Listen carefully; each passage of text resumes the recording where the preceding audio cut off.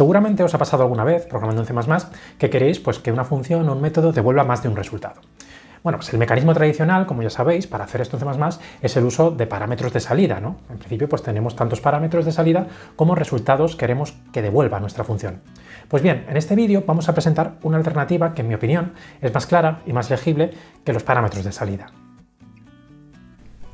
Vamos a comenzar con un ejemplo muy sencillo. Queremos implementar una función que recibe un array, su longitud, y devuelve el elemento más pequeño dentro de ese array. Bueno, pues esto es un ejercicio, digamos, de primero, ¿no? Yo declaro una variable local, que la llamo aquí min, y la inicializo pues a este valor que veis aquí, que es el máximo valor posible para un entero, ¿vale? Sería algo así en pseudocódigo como inicializarlo a más infinito. Después, pues recorro el array, actualizando esa variable local, y finalmente pues devuelvo el valor de esa variable. Hasta aquí, pues ningún misterio. La pregunta es, ¿y si yo quisiera devolver no solo el mínimo, sino también el máximo? Seguramente ya sabéis que en C++ pueden utilizarse parámetros de salida. De este modo, en la definición que veis aquí, estoy devolviendo el mínimo igual que antes, pero estoy indicando un parámetro adicional, pasado por referencia, donde voy a almacenar durante la ejecución de la función y al final de la misma el máximo. Si os fijáis, queda un poco rara la asimetría, ¿no?, que tenemos aquí entre el mínimo y el máximo, ¿no? Porque estoy devolviendo yo el mínimo por aquí, pero el máximo lo estoy devolviendo por acá. Sería más razonable que ambos resultados se devuelvan de la misma manera, ¿no? En este caso, pues yo decido que los dos se devuelvan mediante el uso de parámetros de salida, uno para el mínimo y otro para el máximo. A partir de aquí, pues el cuerpo de la función asigna los valores correspondientes a estos parámetros mientras hace el recorrido del array. Esta forma de devolver resultados mediante parámetros de salida, siendo totalmente correcta, tiene algunos inconvenientes. El primero de ellos es que si alguien viene de fuera y se fija solo en la cabecera de la función, ve que pues aquí hay unos ampersand y entonces pues de ahí se intuye que ahí va un parámetro de salida o también un parámetro de entrada-salida.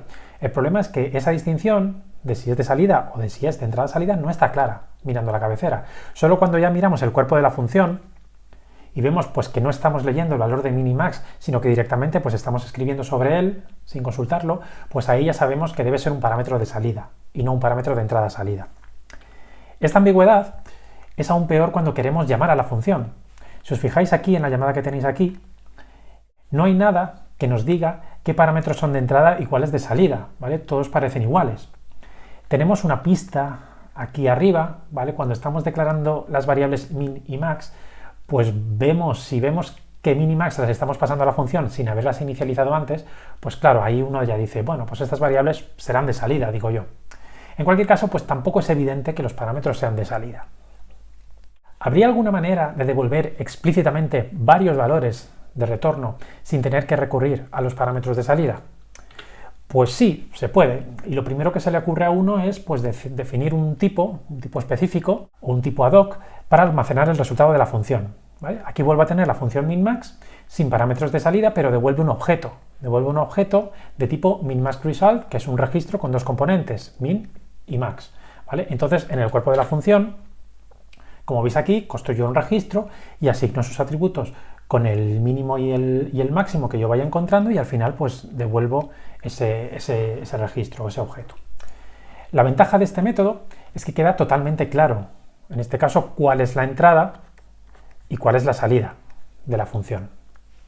También es así en las llamadas a las funciones. Pues aquí, por ejemplo, se ve claramente en la llamada min-max que R va a contener el resultado de la función, con lo que al final el código es bastante más claro. Sin embargo, la principal pega que se le puede poner a este método es que hemos tenido que definir un tipo aparte, min-max-result, que nos sirve solo y exclusivamente para esta función. Entonces, pues eso es un poco engorroso. Vamos a ver otra alternativa, que es la clase pair. Los objetos de esta clase denotan pares de elementos. Cada par tiene dos componentes y las componentes pueden ser de distinto tipo. Esta clase, la clase pair, está definida en el fichero de cabecera utility y su definición pues es algo más o menos equivalente a lo que tenéis aquí, ¿vale? Es una clase paramétrica con respecto a dos tipos, el tipo T1 y el tipo T2. Tiene dos atributos que en una larga de imaginación pues se llaman first y second. El primero es de tipo T1 y el segundo es de tipo T2. Y luego pues también tiene un constructor que inicializa ambas componentes con los dos parámetros que recibe. ¿Cómo se utiliza esta clase en nuestro ejemplo particular? Pues lo vemos aquí. La función min-max ahora devuelve un par de enteros. La primera componente va a contener el mínimo y la segunda componente va a contener el máximo del array. Y el resto de la función, pues como veis, es más o menos como antes. La diferencia es que ahora devuelvo un objeto de la clase pair con el mínimo y el máximo. Aquí, si os fijáis, estoy llamando al constructor.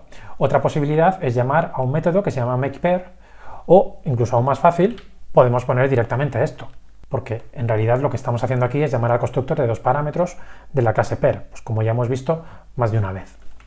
De este modo, cuando queremos llamar a la función minmax, esta nos devuelve un par, al que llamamos p, y ya a partir de ahí pues podemos acceder a los resultados mediante p.first y p.second.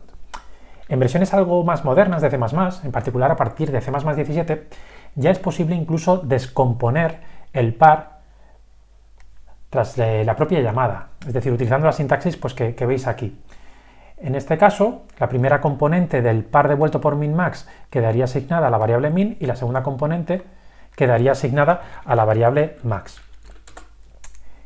Ojo con esto, que veis aquí, que son corchetes, no son llaves, ¿vale? Si queréis utilizar esta sintaxis y estáis utilizando Visual Studio 2019, pues debéis activar en Visual Studio el soporte para esta versión, la de C++, la versión 17. ¿Vale? Eso lo podéis hacer añadiendo la opción std C++17 o std C++latest en las opciones del proyecto. Bueno, pues como habéis visto, el uso de la clase pair tiene la ventaja, al igual que el tipo específico, de que queda claro en todo momento cuál es la entrada y cuál es la salida. Además, aquí no hace falta declarar ninguna clase, porque ya está definida en las librerías de C++. Vale.